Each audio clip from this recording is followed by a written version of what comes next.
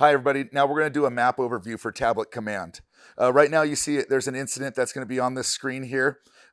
One thing I like to do is when we get on here is I'm going to come and go to my maps layers and go all the way to the bottom and utilize satellite imagery backup. Now what this is this is a stored map that is going to be held onto Tablet Command and is not utilizing any type of cell signal and will not slow down your iPad, nor will it fail if we lose connection. On this one, you can see our address and where the call is by the pin that's right here. And we can see the building. So like I said, I like to have it on satellite imagery backup so I can take a good look at the building and its surroundings around there, as well as my different routes in.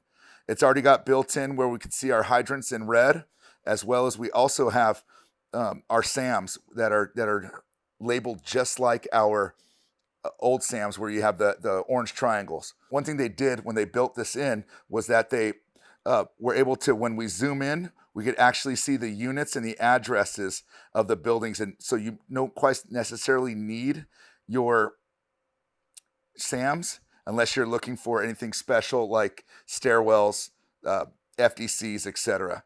But if you want to come to the SAM and see this one on this one, what you're going to do is you click here. You're going to click the actual triangle itself. See where it says attached. Click, and now you've got all of your SAMs that's on here for it. And to get out of it, you just hit done. And done. So that's our map. I'm going to make a little bigger view of our map here so we can take a good look at this. I'll talk about some other features in the map itself as well.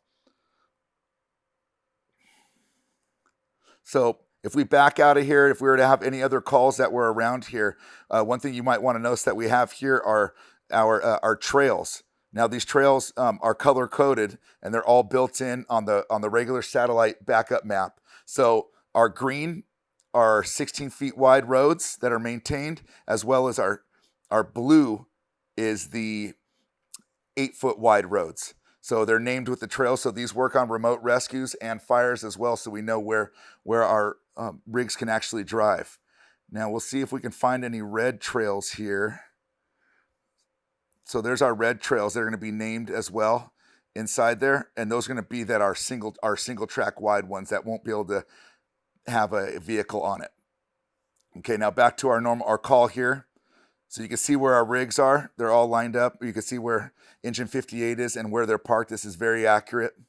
Another thing that we can do, so when we go to our maps, you've got, you always want to make sure that you're on the OCFA. This one is for this time of year is the 2024 second quarter offline low resolution map. So this one's already built in there and that it's not utilizing any cell service. We don't need to use any of these maps that are on top here. That's not needed. So that's with our one that looks like the satellite, where you can choose your actual map that you're on. When you come to your layers here, like I stated before, every time I get a call, what I do is I go straight to the satellite imagery backup.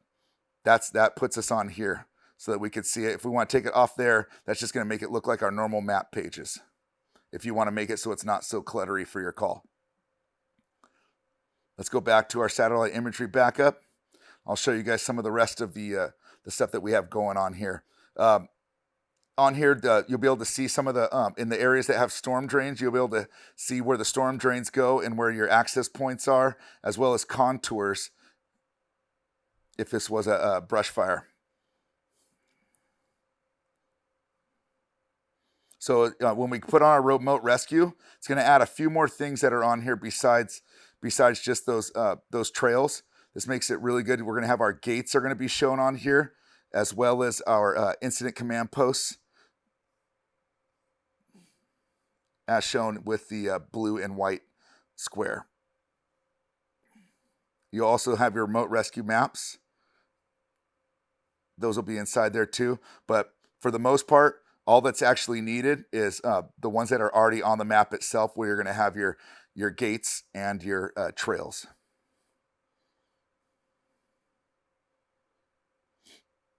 A few other things that are on here is you're going to have evacuation zones that are on here that we'll talk about in a later video.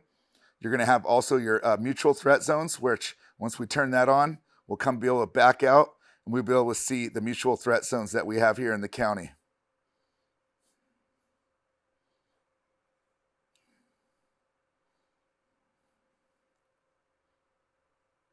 Now, if we go to a call of fire and we want to see whether it's an SRA or not, you're gonna come here, hit SRA, and it's gonna light up in the red. If you want to see that the call is actually in the SRA threat, that's what's been identified as SRA threat, you'll come here and it comes out in the yellow. Now, when it comes out in the yellow, it comes to a convenient boundary. It's supposed to be somewhere around a half mile from the SRA, but as you can see, it follows a road or some sort of geographical boundary that makes it easy to identify.